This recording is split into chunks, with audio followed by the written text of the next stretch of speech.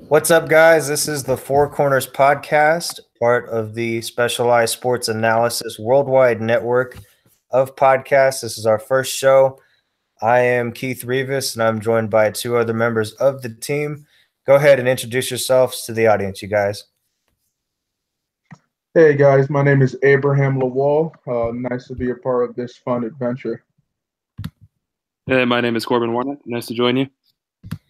All right, guys. So the first topic on our agenda for today's show is of none other than Lonzo Ball and Big Baller Brand. So he had a lot of hype coming out of UCLA, and he's had plenty of highs and also a lot of lows so far as his rookie season continues. But how do you feel about what he's done so far in his first year in the league? Corbin, we'll start with you. Well, according to the last few games, 8 games, that they've fallen out from the 8 to the last seed, so it actually makes a big difference. And Kuzma even stated on his Instagram or social media that they'll figure it out. And so then it just shows how they're both hungry. And with Lonzo, it opens up more for Kuzma and others. Abraham, what do you think about what Lonzo's contributed so far this season? Before I give my opinion, let me just preface this by saying I'm a Celtics fan. So that being said, personally, I think Lonzo is just having a typical rookie season, growing pains.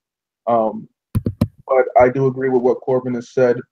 Out on the court, Lonzo makes such a big difference in terms of facilitating the ball. The offense is just very dynamic, and these last 8 games without him, they've been very stagnant. The ball is sticking too much. When you look at Lonzo's stats, shooting-wise, it's not great, but he's a great rebounder, solid floor general, in my opinion. I think Lonzo will get through it, and I think he'll finish on a high note. So his whole situation in Los Angeles is one thing, but he didn't get drafted without the whole family kind of coming along as a package deal. And he brought Big Baller Brand with him. But the mastermind behind that is none other than his dad, LeVar Ball, who's gone as far as to say some things that some people don't like, or some things that people want to try and argue with on social media or try and confront them about. But his recent idea kind of caught a lot of applause from both sides of the aisle, I'd say, in starting a junior basketball league for high school graduates, kids that maybe don't want to go the NCAA route, and there would be a paid opportunity for those kids. What do you think about that venture specifically, and what kind of changes do you think that could have for college basketball, Corbin? Well, at first, I actually did not like it. But then if you think more into it, it's more of a business move, and he's a businessman, and it actually makes a lot of sense. Because if you think about it nowadays, a lot of basketball players, college students, they go in their first year and they exit the second year. So then it's kind of like a waste of time for the college too. And then also the colleges pay money in the essence of uniforms and everything else and food and all that. Right. So it makes sense. What everyone else has been saying from the other media and everything is, where is he going to get the money at? But if he's a businessman, he'll get it from his own brand. So it's just happen right away. It takes time, so you got to grow it, and so you just got to wait and see, really. But overall, I think it's not bad, but then again, you don't know until it actually happens. Abraham? It's a solid idea. I'm a fan of it, but yeah, you have to be cautious. One of the biggest issues that I think a junior basketball league faces is its legitimacy in the eyes of really the NBA. I think it can only work if the NBA is willing to just show some sort of acknowledgement of such a league, right, as well as if you have the top basketball players coming out of high school willing to invest in this opportunity where they can get paid to do what they love. In addition, I'm hoping that this junior basketball league just doesn't offer them basketball, but maybe teaches them how to be more financially stable, how to work with their agent, how to choose a good agent. Because at the end of the day, these guys are just kids and they don't know much. So if you have an opportunity to teach them that way, they're ahead of the curve when they get to the league. I'm all for it. I think that's a great point you're touching on with financial literacy for these young guys, that You know, they do 4 years in high school. They do really well there. And for the one and dones like Lonzo, you spend 1 year at a college you know you're not staying at before entering the NBA draft, and then you get handed a contract where you can earn X amount of $1 million, per year, and that's a huge adjustment for those people those age. And I think LeVar Ball, like you were saying, has this opportunity to kind of mentor those kids on that as much as he does to pay them to play good at basketball and impress that way. Uh, so Corbin, back to you for a second. Um, when you have the opportunity to do that kind of thing and teach kids how to handle that amount of money when they eventually declare for the NBA, what does this really mean for you when college basketball is right there trying to rival that because they've been established for such a long time? Is kind of that's part of the process. Can you repeat that one more time? So LeVar Ball has a chance to pay players right out of high school as opposed to going to college and not getting paid, right? What do you think a league like that means for the NCAA as a whole? So what do I think about both of them? Yeah, like what will LeVar Ball's junior basketball league do to impact maybe how many players choose to go to college for basketball, if it's going to be a healthy rivalry between leagues, or what's that going to look like in your opinion? You would think it would take away from the NCAA. I don't know because I'm not the one helping out stuff. Yeah. But if you think about it, if you compare it to what Ice Cube did with the Big Three League with retired players, it could actually kind of look like that. So if there's those, because you have to think about it, the NBA, it's people make it because you can only have so many people on a roster. So and they have the G League, and only so many make that also. So if those that don't make the G League or the NBA, they could just probably stay there if he lets them, or if it's the Junior League, stay there. So it's kind of like the Big Three in essence. Yeah, so it would be more exciting. Actually, if you think about it, it could help both out also, because you never know. That's how I see it. And Abraham, do you think that this has a potential to actually replace the NCAA at any point? I feel like that's too strong of an idea at this moment. Just because the NCAA of how big of an organization it is and just how powerful, for a lack of a better term, it is. But I'm hoping that this junior basketball league can definitely rival it, and hopefully have the NCAA get their stuff together, because you can talk to a lot of people who are involved in college athletics or who are fans of the game.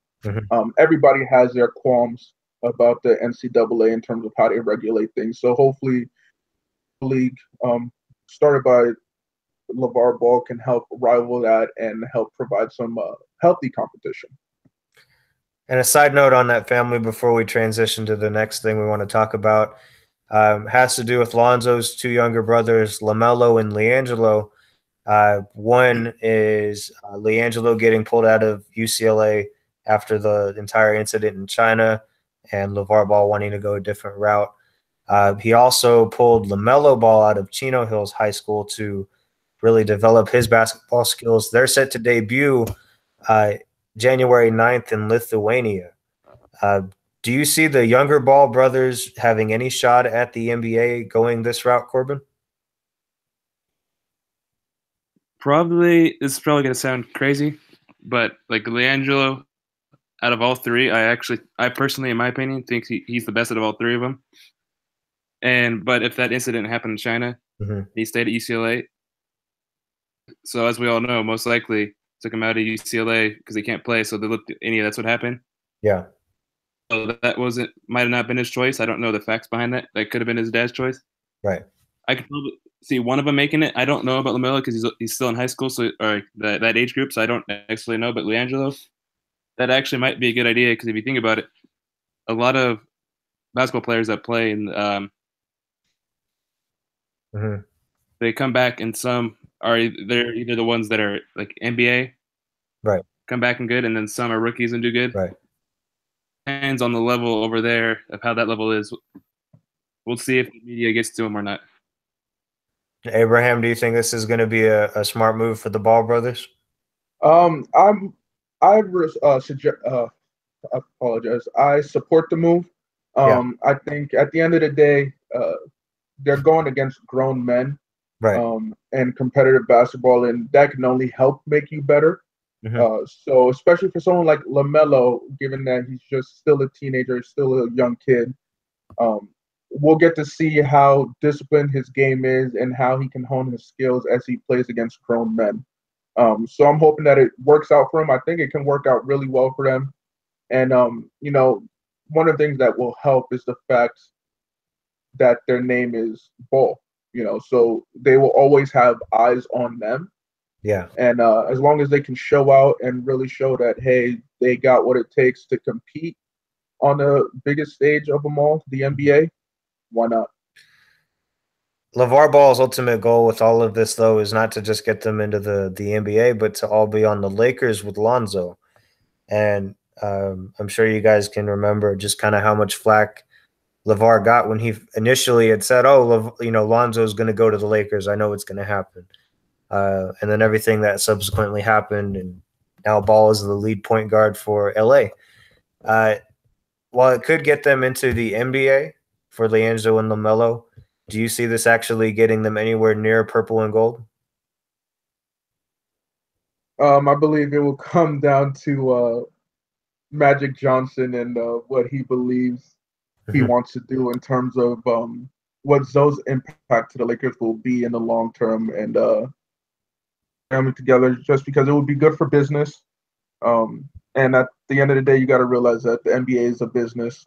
The Lakers are a business, so we'll see what Magic decides to get done. And Corbin, do you think playing with his brothers will help Lonzo feel a lot more comfortable out there? Oh, I don't know how I feel about that. I guess I got mixed issues or mixed feelings. From like a chemistry perspective, because it worked well in high school when they were all playing together, but obviously playing in the NBA is a whole nother story. But it's a little different and it's competitive. I think it probably actually be better. Like obviously that's what play together, but think about it. If I would probably play the advocate over here, if they all play on different teams, because like Abraham said, it is about what Magic decides, right? Because he has ultimate say. It would be interesting to see them on different teams and see how because they could probably play against each other, and also, so you never know. I don't know. I don't know if that actually looked good, but then again, I think it'd be different than because high school is. I'm not saying not competitive, but a little more slow in essence as compared to the NBA, where it's a lot more fast paced and the tempo's a lot higher. Different level for sure. Yeah, and like I don't know if LaMelo could keep up. He's been keeping up in high school, so we'll see. I don't know. Shifting gears just a little bit though. Lonzo Ball has kind of had his name brought up in this conversation as well among some other young guys. But Abraham, we'll start with you for this one. Who do you think should be in your Rookie of the Year conversation? Do you include Lonzo Ball on that list, or what does that look like for you right now? Right now, my list for Rookie of the Year is Ben Simmons, #1, just in terms of what he's doing for the 76ers, especially alongside Embiid. Right. He's clearly leading that team. They're both leaders of that team. And then, it's his to lose, in my opinion, as of right now. But then second, I would have to put Donovan Mitchell out there in Utah. He's really stepped up big time in providing an offense, since Gordon Hayward has left the void out there. Right. Third would be Kyle Kuzma for me, in terms of just his offensive prowess on the Lakers team. Then fourth, got to show love for my guy, Jason Tatum. He's really stepped up big time. I don't think he was expecting to get so much minutes, but given the freak accident to Gordon Hayward, he stepped up and he's taking the bull by the horns. He's shown a great game. And then fifth, I would have to put in Lonzo. Lonzo, he's still leading that offense. The way, just watching Lakers game, the way this guy facilitates, he's very unselfish with the ball, willing to just throw it to the open guy as soon as possible. And they were winning some good games when he was out on the court. And again, you see what they look like without him these past 8 games. Right. So that would be my top 5 right now. Corbin, what does your top 5 for Rookie of the Year look like? So actually, I would actually have Donovan Mitchell first. Because if you think about it too, just imagine if Gordon Hayward stayed and they had him. Just imagine how dangerous they would be. I would actually think that could be a championship team, personally. Just because you even had LeBron James and other players state just how special of a player he is. When they beat the Cavs, he just went right past 3 defenders, made it, and hit a game-winning shot. Mm-hmm. Just his leadership, as Abraham said as well. I agree with that. And then second, just Ben Simmons makes sense as the Sixers.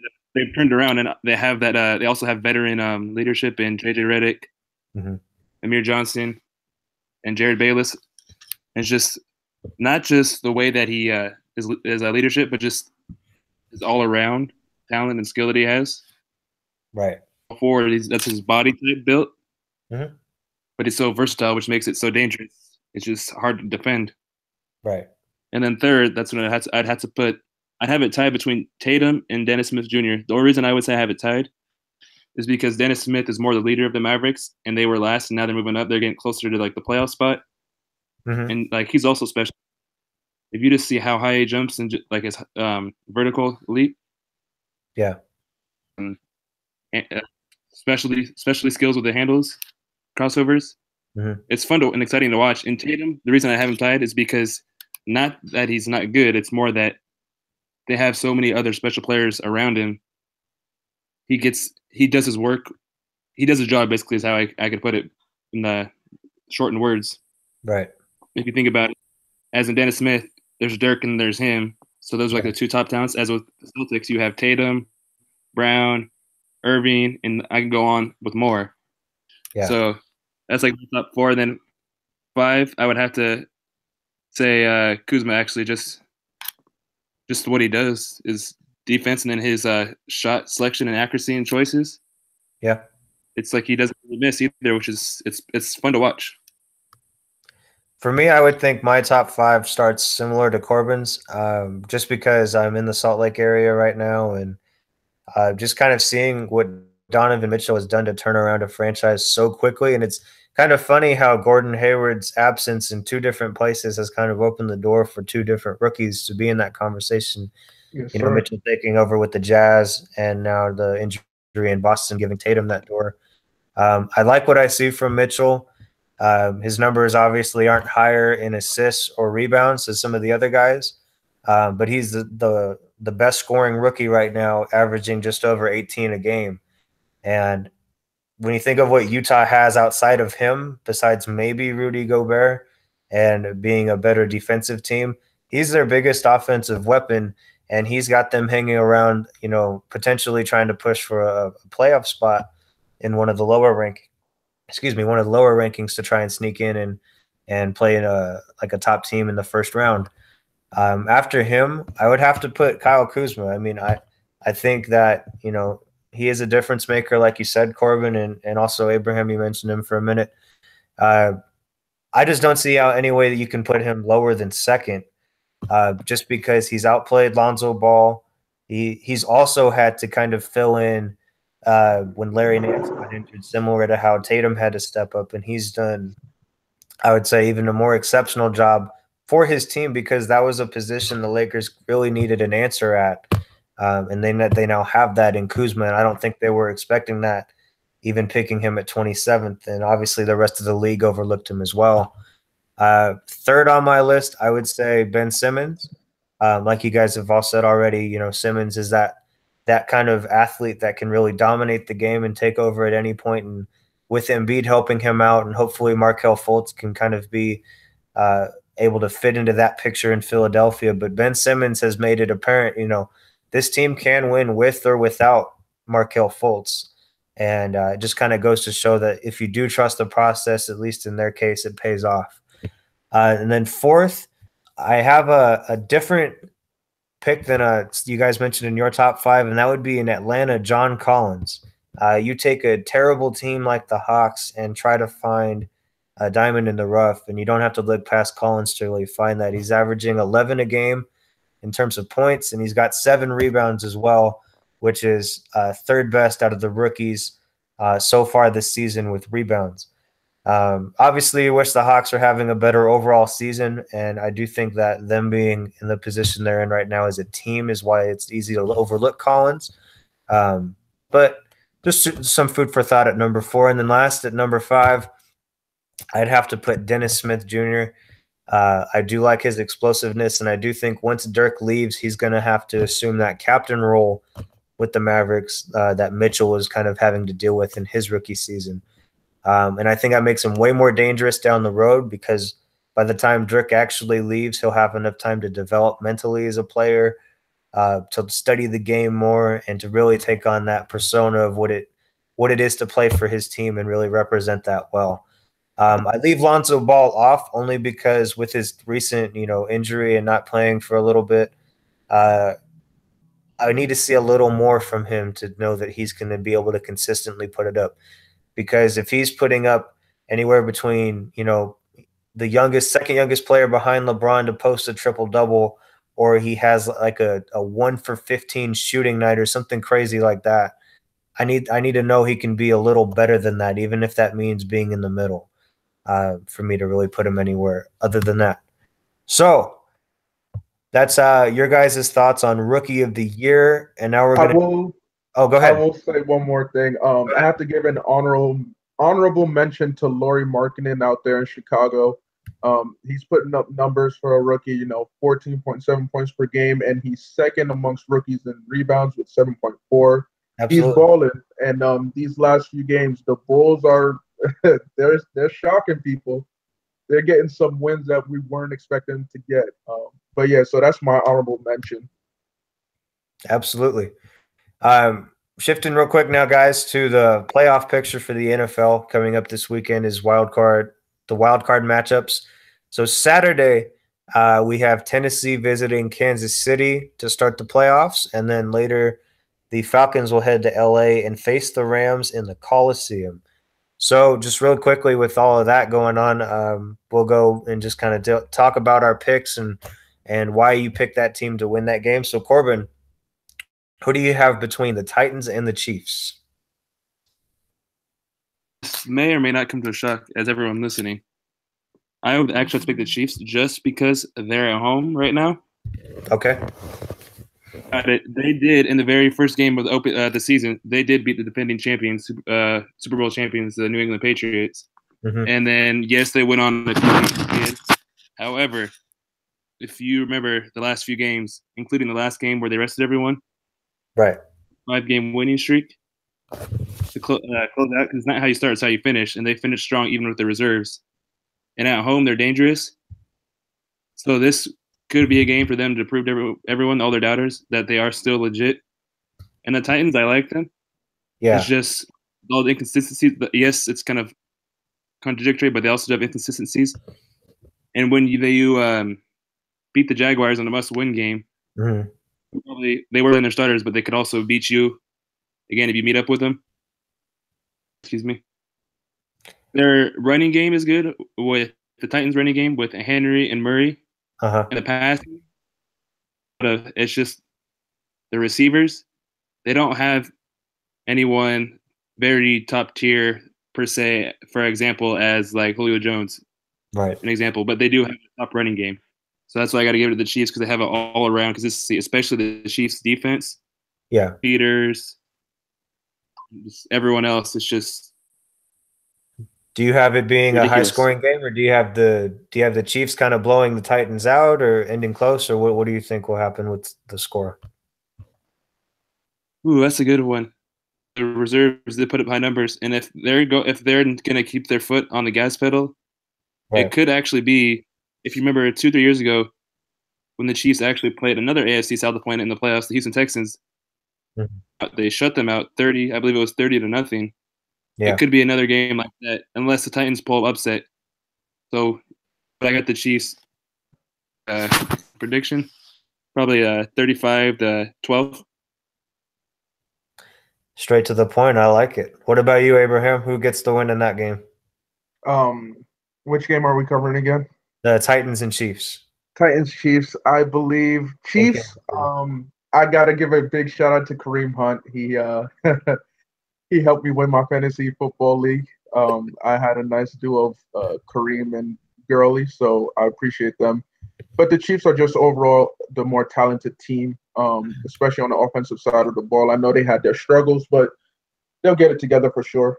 This is the big stage. I got faith in them. I'm going to play devil's advocate here, and not because to mix it up, but I do think that Tennessee actually has an edge, and only because it's a mental edge in my opinion. Because Alex Smith, he played really well to start the season. He played well also towards the end, but there's a reason that Kansas City went through all that trouble to draft Patrick Mahomes when they did, and I do think that at some point, if Tennessee can get out to a good defensive start, maybe if Kansas City starts with the ball and they end up with an interception or, a 4-and-out or whatever it might be to get the ball back, Alex Smith's, it's going to get in his head. It's going to start thinking, okay, when is the team going to really put me out and put the new guy in? So for me, I know you guys are picking the Chiefs, but I'm going to have to go with the Titans here. And I say they win it within the last minute. I say Mariota will throw a touchdown and figure it out, find a way to win. I don't see them going further than the second round, but they'll beat the Chiefs. Moving on to the second game of Saturday in Los Angeles, the Rams hosting the Falcons. Abraham, who do you have winning that game? I'm a Rams fan, baby. I'm going with the Rams here. I got to go with the Rams. This team has really shown a lot of growth between the last two seasons, and part of that is in big part to Coach McVay. He's instilled a confidence into this team, especially into Jared Goff and that entire offense. And I'm gonna just be honest, in my personal opinion, we have had glimpses of the offense clicking on all cylinders. You can refer to the second match versus the Seahawks. This Rams team against this Falcons team, I think it's going to be a shootout, really. I think that the Rams offense is going to get to a quick start. I mean, we just got to feed Gurley. Feed him quick, feed him often, feed him early. Right. He'll have his way. And then you have the weapons in the rookie Cooper Kupp, Robert Woods, Sammy Watkins. You have great talent. You have great talent on the outside that Goff can exploit. So I think Rams win. I think it's a close game, but a high-scoring game. So I'll say 42-38.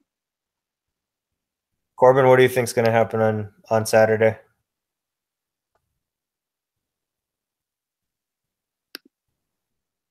Between the Rams and the Falcons.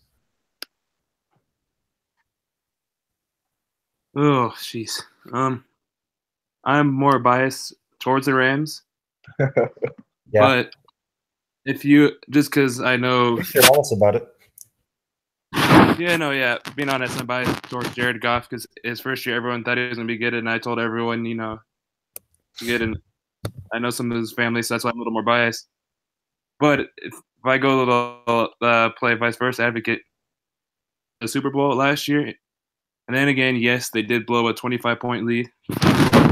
So I'm going to have to go opposite. I feel it's going to be a defensive game, not offensive game. Not to take away from Matt Ryan or Jared Goff. But if you do think both defenses they're top defenses. Okay.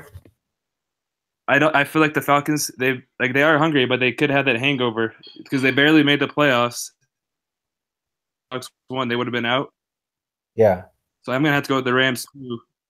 However, my X factor in that game is not going to be anyone on offense. It'll be on defense plays. I believe it'll be an X factor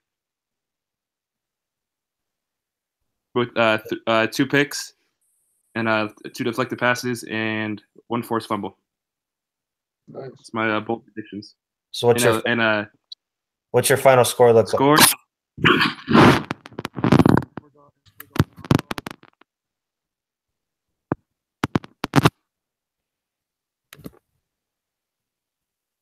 What does your final score look like? 19-6. 19-6. Oh, wow. Wow. That's a defensive battle there. All right. I'll say for that game, I have to take LA. Abraham made a lot of good points that if you feed Gurley, good things will happen. And LA has this kind of momentum, or at least you'd hope they would, playing their first game in a long time that actually matters and has, not just playoff implications, but a chance to go to the Super Bowl. It's on the line every week for them starting this weekend. And so this is a good chance for the fans in LA to really get behind this team, give Goff a lot of confidence in playing his first playoff game. And I do think that the Rams are going to really explode the scoreboard in ways that we probably haven't seen in a long time. I see it more of as an offensive battle. As good as their defenses are, their offenses are pretty darn superior when you think about it. And the Falcons didn't get to the Super Bowl as a fluke. They might have choked the game away in a ridiculous fashion, but they had to fight tooth and nail to get to that spot. And I do think that the Rams are gonna have a battle on their hands, even though they're the home team. They're the third seed. They got the better record and home field in this instance. But ultimately, I see LA winning. And I would say if I had to pick a score, it's going to be one of those odd ones. So I'm going to say LA will have 39 and Atlanta will lose with a score of 33. So we'll have a little bit of a funky one to look at, but fun nonetheless. I was also going to say, yeah. Think about it. Dan Quinn used to be on the Seahawks, so the Rams Seahawks always meet in regular season. Mm-hmm. And the Rams would always 2 years ago when they should have made the playoffs, they beat the Seahawks twice. Mm-hmm. So I think there may be some trickery by both teams in this game. Because if you think about it, Sean McVay is very he's unique. Word here, very unique, upbeat, energetic, and creative. So we should see a good one. Shifting to the AFC, back to the AFC, I should say. We got the Bills and Jaguars starting off Sunday's games. This game's in Jacksonville, and Buffalo needed some help with a Cincinnati win over Baltimore in the final week of the season to get in. The Jags defense has looked stellar, and Buffalo has made some questionable decisions with Tyrod Taylor not letting him play and putting Nate Peterman in at one point in the season. Does Buffalo have a fighting chance to even try and steal this game away from the Jaguars, Abraham? I do. The reason being is you got to remember two things about the Jaguars. One is their quarterback is Blake Bortles. Say what you want about him. He's definitely shown improvement this season, but he turns over the ball a lot. And this Bills defense, they're not scrubs. This is a good defense. The second thing, too, is the Jaguars have shown moments of weakness this season. Most notably against the 49ers, minded being against Jimmy Garoppolo. Mm-hmm. So that's the beautiful thing about the playoffs. I think this game is honestly going to be the most entertaining game of the weekend because I don't feel a clear, strong winner. But if I had to put a bet on it, I'm gonna say that the Jaguars get it done. A very close game. I think Blake Bortles will make a few mistakes, but I think Fournette will be able to show us exactly why he's a great product out of LSU for sure. What do you see the score ended up being there for that game? Final score, I'll say, is going to be 28-21. And there will be a pick six by the Jaguars defense. Solid pick. Corbin, what do you got? All right, well, I'm going to start off with I think this game actually will go to overtime. You guys love Think this about game. It. Doug Moreau on the head. Go from most entertaining straight into overtime. You're just trying to be like, oh, I got this. Okay.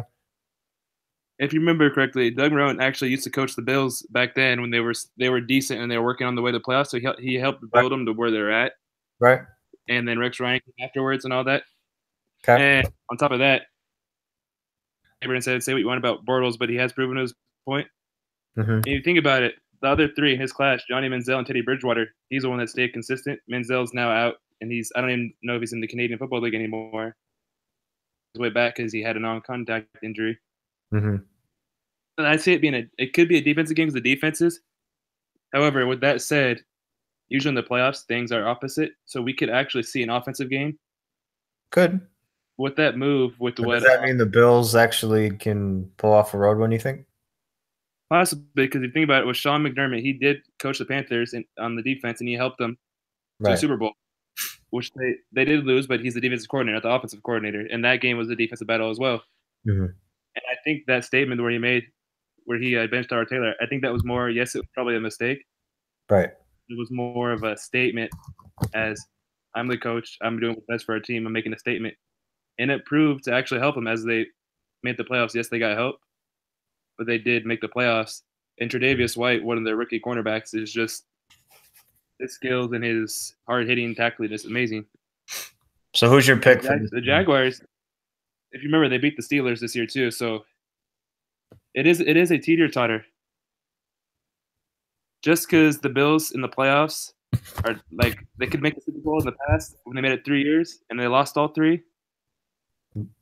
There necessarily. Oh, I'd say a coin flip.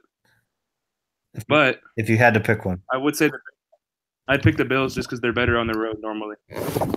So who's your final score and who's your winner? Final score, it's gonna be an overtime. Let's just say I'm going offense. Let's say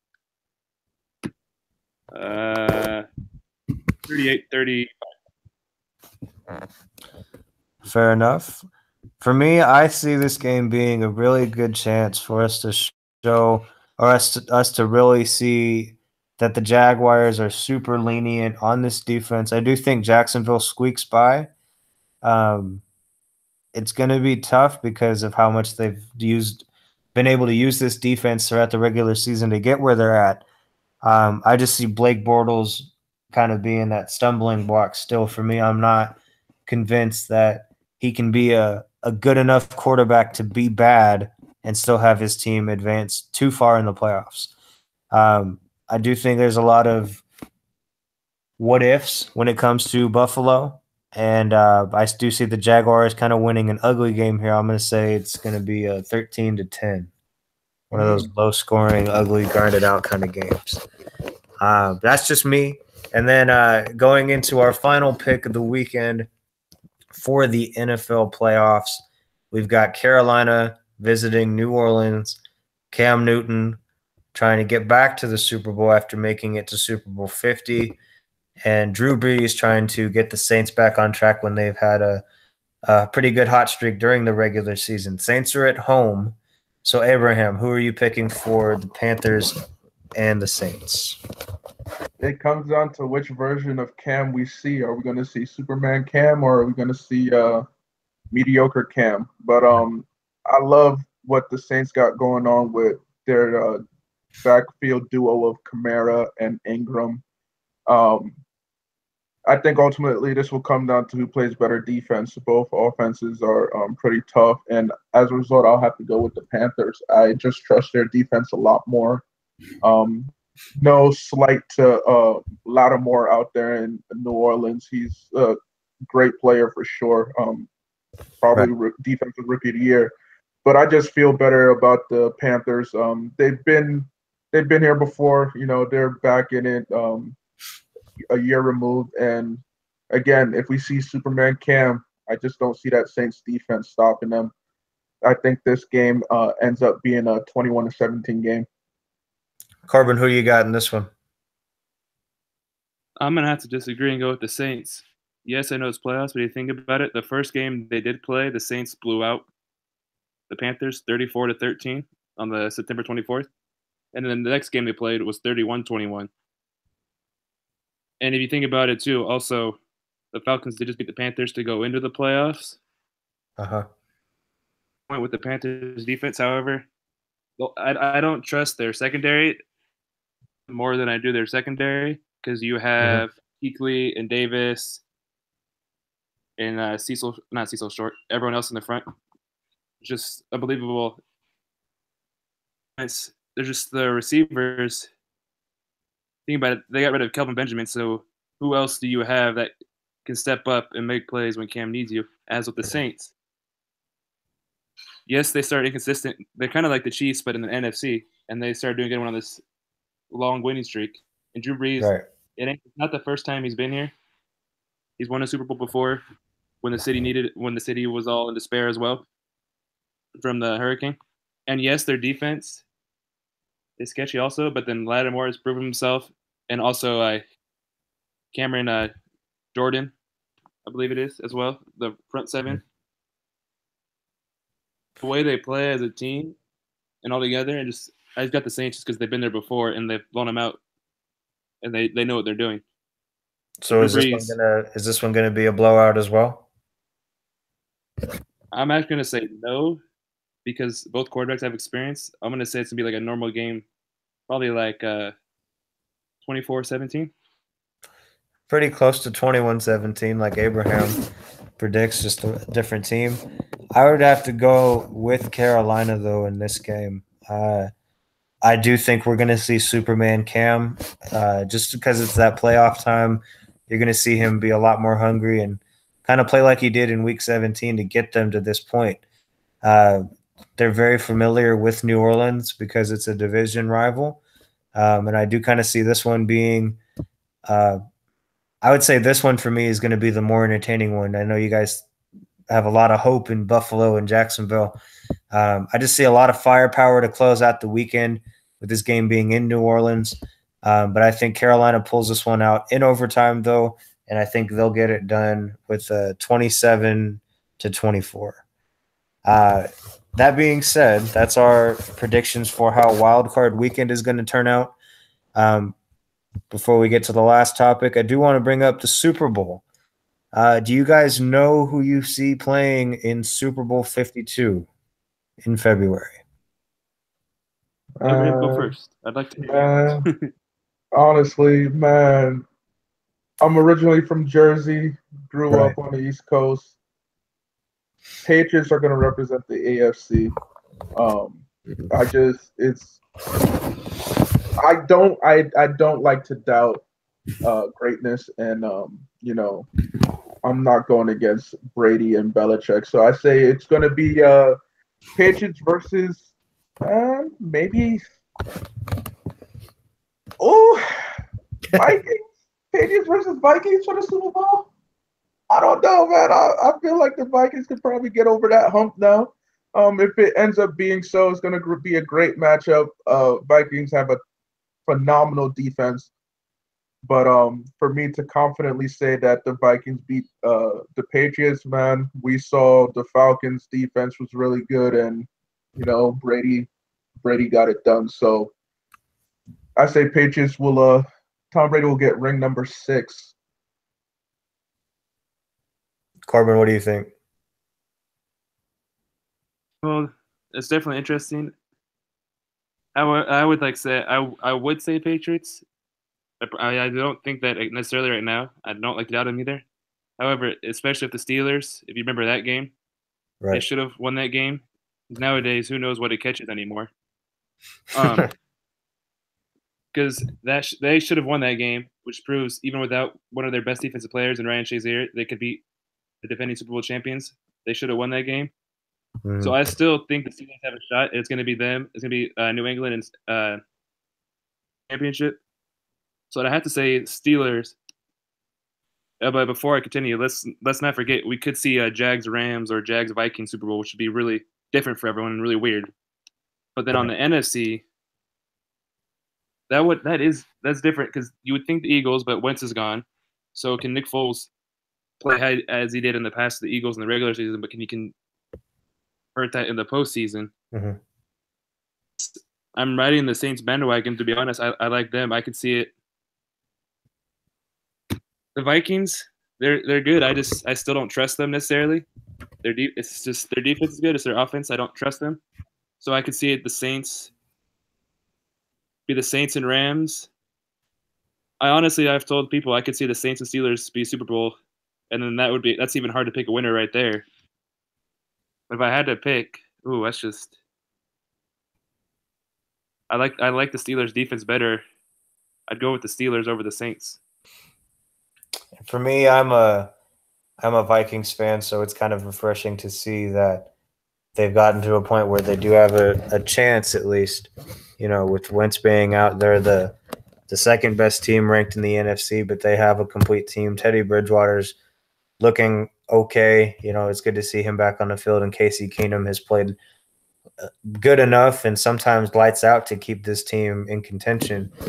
I feel like the Rams have not enough experience to go all the way. They could prove us wrong, but I do think this is still going to be a learning year for Jared Goff, even if he reaches the second round or whatever it might be. I just think that in the NFC, there's no other team that stands out to me than the Vikings. They're also going to have a chance to play the Super Bowl on their home turf, and I think that's a huge momentum factor when you think about, you know, what they've gone through this season and how they've gotten to this point to be behind Philadelphia in the NFC so far. I just don't see it turning out any other way than the Vikings representing the NFC. With the AFC, I'm a little torn. I know I talked a little trash on Blake Bortles a minute ago, but if I were to really sit down and think about it, there's a lot of things that the Steelers need to happen to be able to get to the Super Bowl. They need Antonio Brown to be green light, and they need him to be playing at 110% to be able to beat New England if New England's playing on all cylinders. With the Patriots, though, I'm a little concerned with Tom Brady getting older, although he kind of, you know, set the tone last year with the way that he came back and took care of the Falcons. But I kind of like surprises, and so I do think it's actually going to be one of those weird ones, and Corbin briefly mentioned it in his point. But I do see it kind of being a Jacksonville, Minnesota, kind of weird. We're not used to this sort of Super Bowl because I think the Jags defense at the end of the day can step up enough to carry this team if they really had to. It's going to be ugly for them. It's not going to be like they're winning every game convincingly, but you could win every game in the playoffs by 1 point. You're still moving on if you do that. You could win in overtime on a field goal. You could block a kick. You could take a pick six back. You know, you can change the game with just something like that. And Jacksonville has all that talent to be able to somehow pull that off. And we've seen a team do that before with the Denver Broncos. Really carry Peyton Manning when he wasn't really playing his best. And that defense really kind of carrying that team to make it to the Super Bowl and eventually beat Cam in Super Bowl 50. So I see it being a Vikings-Jaguars game, and I see Minnesota pulling it out on their home turf. And I see it being a fun game to watch, probably a game where you're going to see the Jaguars give up the most points they've given up this season. And I would say Minnesota puts at least 35 on this team in the Super Bowl. But now that we've talked about what we think for the Super Bowl, the last topic before we close things out really quickly is the college football playoff, the title game. Both underdogs won their respective matchups. So we're going to have Georgia versus Alabama for it all on Monday night. Who you got, Abraham? Well, let's just start off by saying this. Assistant coaches who have played under Saban, coaches who have played under Saban are 0 for 11 against him. I think that streak will continue. I think Kirby Smart loses to Bama, but it'll be a good game. It'll be a nice dogfight. We saw that Georgia can definitely get down and dirty, but I just don't see Saban not claiming another title. What about you, Corbin? I'm going to have to disagree. And just because Georgia, they're actually playing, it's kind of a home game for them because they're playing in Georgia in the Mercedes-Benz Stadium. Uh-huh. And also, if you have a whole backstory and why these two or Georgia shouldn't be in it, but nonetheless, they're in it. I just have been playing it, as Abraham said, because Kirby Smart has played under him, so he knows the offense and defense and everything. And if you remember, the last 2 years, Alabama, they've made it, but they lost to Clemson. 1 year they lost 2 times, which is nice in the last few years. Mm-hmm. But I had Georgia just because I feel like their offense is better than their defense. Yes, the hype will get to their freshman quarterback, but even in the big light in the past, they lost to Auburn in the regular season, but then when they played them again, it's the championship game, came back and beat them. So right. I have to say, I actually got in this one. in another dogfight as like last year, probably 44-39. I would say for me, I'm going to have to take same side as Abraham and take Alabama's side. Where I think I disagree is just it being a dominant game for either team. I don't really think there's going to be a clear winner until the fourth quarter, really. And kind of the same situation that we're going to probably see with Jacksonville, in my opinion, in these playoffs for the NFL. You're going to see a game between Georgia and Alabama that there's going to be a lot of hype, a lot of rivalry, a lot of pride with these two programs that come into this game. And ultimately, Saban does have that experience on his side, and obviously being 11-0 against his assistants is a huge plus. He knows how to beat He knows how to beat coaches that have coached under him or with him, and I think that's a huge advantage for Alabama. And it's new for them. It's new blood because they're so used to having to play Clemson back-to-back years, and they took care of that a game early this season. And so I think you're going to see a really good game, though. I think these two teams deserve to be in it. They've proved it. And Georgia, I feel, is going to maybe start the fourth quarter on a run, and you're going to see the experience from Alabama just take over maybe in the last 10 minutes. The Crimson Tide, I think, are going to take it home. So with that, guys, thanks for doing this show. Be sure to catch us every week before you start your weekend. And we will see you all next time. This has been the Four Corners Podcast with Corbin, Abraham, and Keith. We'll see y'all when we hit it again. Much